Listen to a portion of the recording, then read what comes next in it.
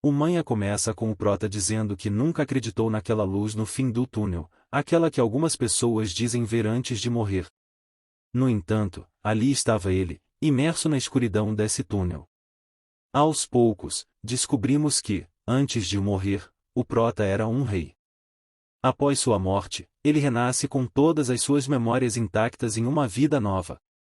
Alguns segundos se passam, e ele consegue ver claramente o rosto de seu pai e de sua mãe. Ainda confuso, ele olha ao redor e se pergunta onde está. Semanas depois, o prota começa a refletir sobre sua situação e percebe algo surpreendente, e ele foi transportado para o passado.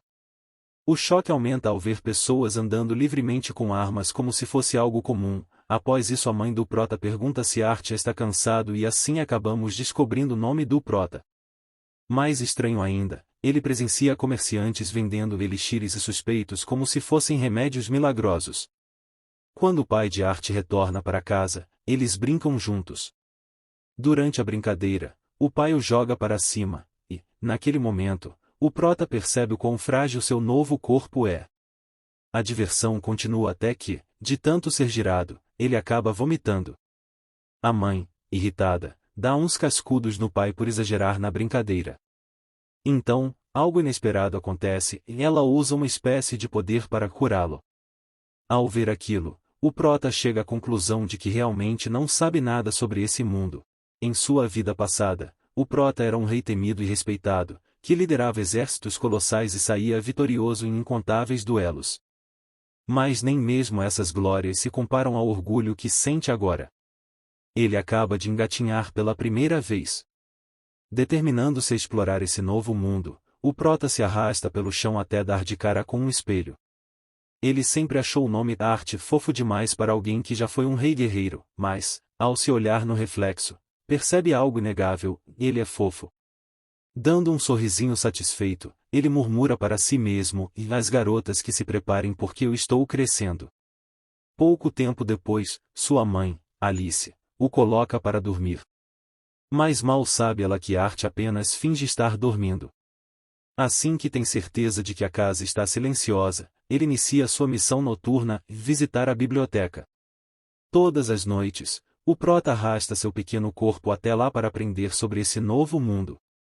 Ele descobre que o continente onde reencarnou se chama de Caten e é dividido em 3 reinos: Yelenoir, o reino élfico, oculto nas vastas florestas; Dav, um reino subterrâneo e lar dos anões; e Sapem, o reino dos humanos, o mais populoso entre todos.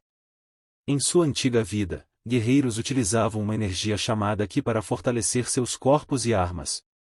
Mas aqui, a força dominante é a mana, que não está apenas dentro das pessoas, mas permeia todo o mundo.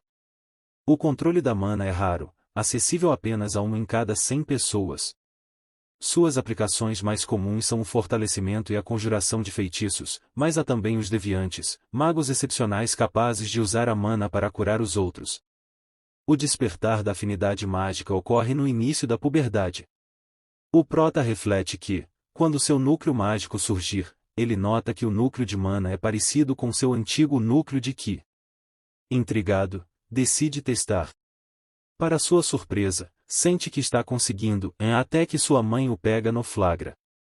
Mais tarde, ele descobre um detalhe curioso: o motivo do atraso tecnológico deste mundo está diretamente ligado à existência da magia.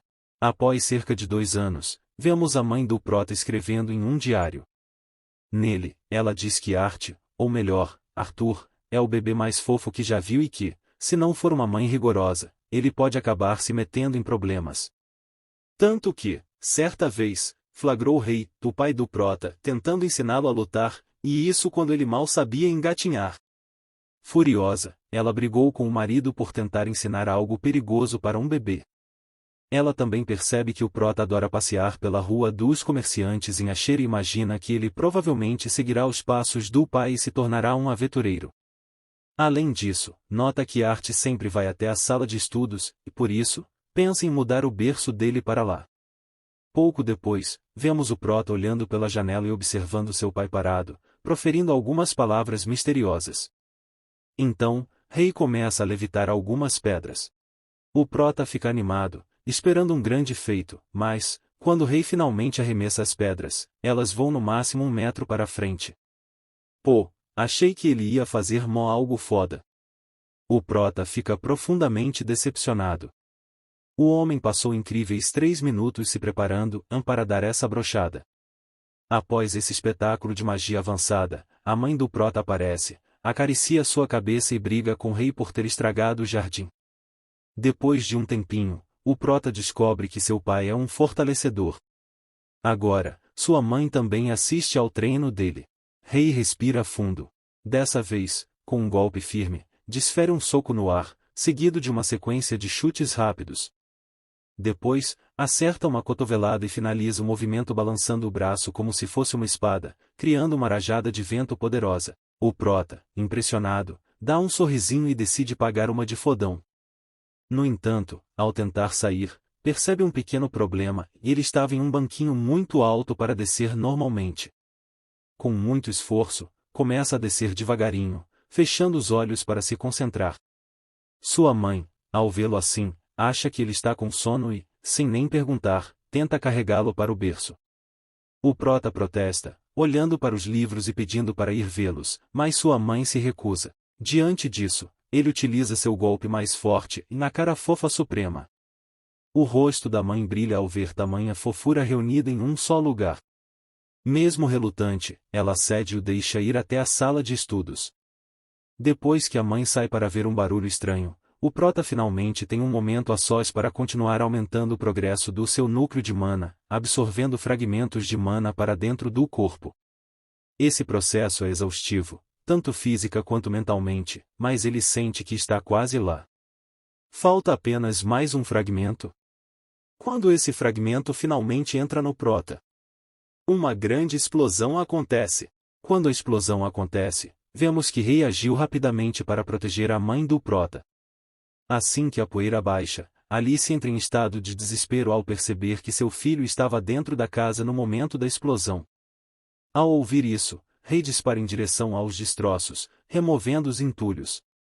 Seu coração quase para quando ele finalmente encontra o prota flutuando no ar. Para a surpresa de Rei, Arthur já havia desenvolvido seu núcleo de mana. O prota acorda do transe, sem perceber que foi o responsável pela explosão. Ele olha em volta, confuso, e se pergunta quem teria atacado a casa. 1 ano se passou.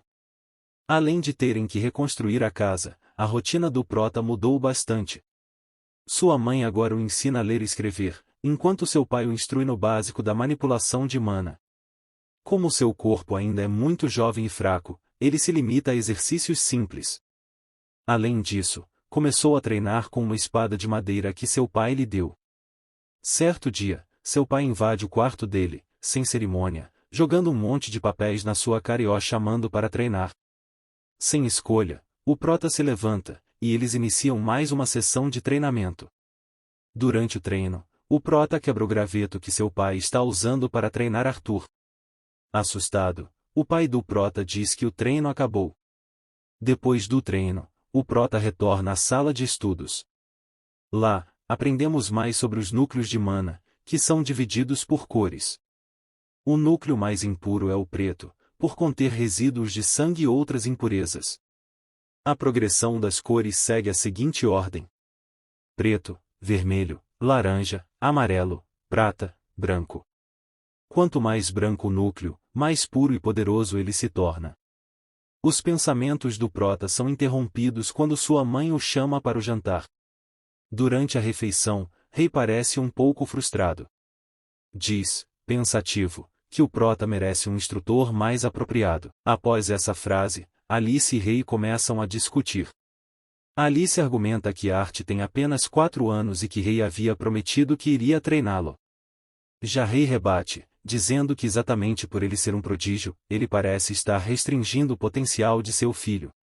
No meio da discussão, Rei vira-se para o prota e diz que ele deve escolher, ficar em casa ou ir para a cidade grande aprender com professores de verdade. Art pensa por um momento e então pergunta se seus pais não podem ir junto. Após ouvir isso, ambos ficam em silêncio. Por fim, decidem que vão até Shiruz e começam a se preparar para a viagem. Mais tarde, em seu quarto, Art está lendo quando sua mãe o flagra acordado até tarde.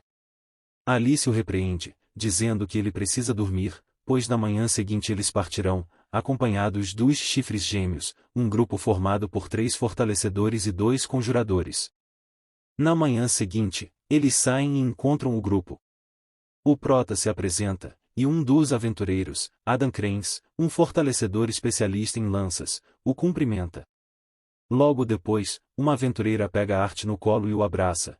Essa é Angela Rose, uma conjuradora especialista em magia do vento. Em seguida, um homem gigantesco pega o prota, deixando-o completamente aterrorizado. Esse é Durden Walker, um conjurador especialista em magia da terra. Apesar de seu tamanho intimidador, Art percebe que ele parece ser gente boa. Pouco depois, uma mulher observa o prota em cima de uma cerca antes de se aproximar da carroça. Essa é Jasmine Flamesvort, uma fortalecedora especialista em adagas. Outra mulher, ao notar o olhar confuso do prota, diz para ele não se preocupar, pois Jasmine apenas precisa se acostumar com ele. Essa é Helen Shard, uma fortalecedora especialista em arquearia mágica. Após conhecer todos os membros do grupo, eles partem para a viagem em 2 carroças, e assim, a aventura fora de sua vila pacata começa. Por enquanto é isso, rapaziada. Se quiserem parte 2, deixa o like e se inscreve.